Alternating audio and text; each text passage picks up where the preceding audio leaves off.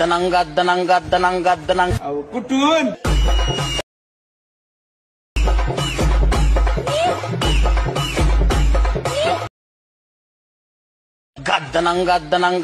गद्दनंग कुठून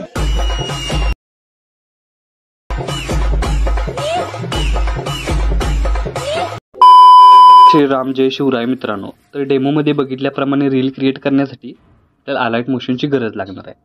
तर सगळ्यात पहिल्यांदा अलाइट मोशन ओपन करून घ्यायचं आहे।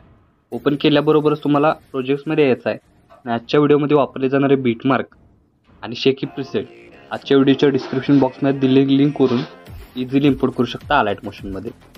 तर अलाइट मोशनमध्ये इम्पोर्ट करून घेतल्यानंतर सगळ्यात पहिल्यांदा बीटमार्क प्रीसेट ओपन करून घ्यायचे आहे आणि तुमच्यासमोर अशा प्रकारे इंटरफेस दिसून येणार आहे।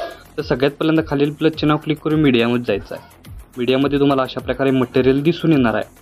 तर सगळ्यात पहिल्यांदा काय करायचं, प्रत्येक बीटमार्कनुसार आपल्याला एक एक इमेज ॲड करून घ्यायचा आहे। बघू शकता मी अशा प्रकारे इमेज ॲड करून घेतोय।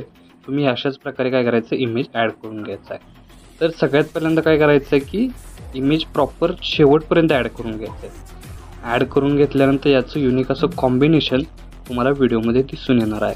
तर सगळ्यात पहिल्यांदा प्रॉपर बीटमार्कनुसार आपल्याला व्हिडिओ ॲड करून घ्यायचे आहेत। इथं मी हे इमेज डेमोसाठी यूज केलेले आहेत।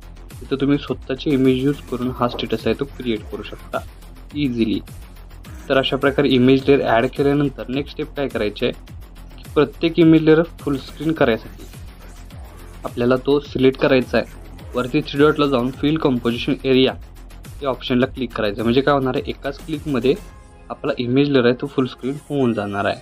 तर अशाच प्रकारे काय करायचं, आपल्याला इमेज लेअर आहे तो फुल स्क्रीन करून घ्यायचा आहे। आता इथं फक्त काय करायचं, इथं बघू शकता आपण 2.11 इथं आपल्याला काय करायचं, हा इमेज लेअर आहे तो मूव अँड ट्रान्सफॉर्मेशनमध्ये जाऊन -90 डिग्री रोटेट करून परत वरती 3 डॉटला जाऊन फिल कंपोजिशन एरिया ऑप्शनवर क्लिक करायचं आहे आणि इथं आपल्याला इमेज आहे तो प्रॉपर सेट करायचा आहे। सेट केल्यानंतर हा इमेज लेअर लॉंग प्रेस करून बॅकग्राऊंडला घेऊन यायचा आहे, म्हणजे याचा ओव्हरऑल लुक तुम्हाला अशा प्रकारे दिसून येणार आहे। फक्त या इमेज लेअरला काय करायचं आहे, इफेक्टमध्ये जाऊन ॲड इफेक्टमध्ये जाऊन स्पॉट कलर हा इफेक्ट ॲड फक्त करून घ्यायचा आहे, म्हणजे याचा ओव्हरऑल लुक तुम्हाला अशा प्रकारे दिसून येणार आहे। आणि बाकीचे जे इमेज आहे ते प्रॉपर प्रत्येक सिलेक्ट करून आपला फिल कंपोजिशन एरिया या ऑप्शनवर क्लिक करायचं, म्हणजे काय होणार आहे, एकाच क्लिकमध्ये आपला इमेज लेअर आहे तो फुल स्क्रीन होऊन जाणार आहे। तर बघू शकता अशा प्रकारे मी प्रत्येक इमेज लेअर फुल स्क्रीन करून घेतोय। तुम्ही अशाच प्रकारे प्रत्येक इमेज लेअर फुल स्क्रीन करून घ्या। तर बघू शकता अशा प्रकारे प्रॉपर प्रत्येक इमेज लेअर आपण फुल स्क्रीन करून घेतलेला आहे। आता काय करायचं, इफेक्ट द्यायचा आहे। त्यासाठी इथून बॅक निघून शेकी प्रीसेट ओपन करून घ्यायचे आहे। ओपन केल्याबरोबरच बघू शकता इथं 2 इफेक्ट आहेत।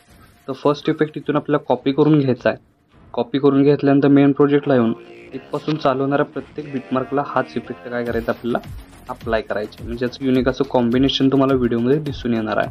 तर बघू शकता हे इफेक्ट आहे तो इथून आपल्याला काय करायचं आहे, फक्त 1.27 पर्यंतच इफेक्ट अप्लाय करायचे। त्यानंतर थोडंसं पुढे येऊन जिथं 2 बीट दिसणार आहेत, इथं बघू शकता इथं 2 बीट आहेत, तर या बीटला फक्त हा इफेक्ट अप्लाय करून घ्यायचा आहे। त्यानंतर समोर शेवट आल्यानंतर हा इफेक्ट अप्लाय करायचा आहे। तर पहिला इफेक्ट अप्लाय केल्यानंतर परत एकदा बॅक निघून शेकी प्रीसेट ओपन करून घ्यायचा आहे आणि इथं आपल्याला काय करायचं आहे, कॉपी करून घ्यायचा आहे।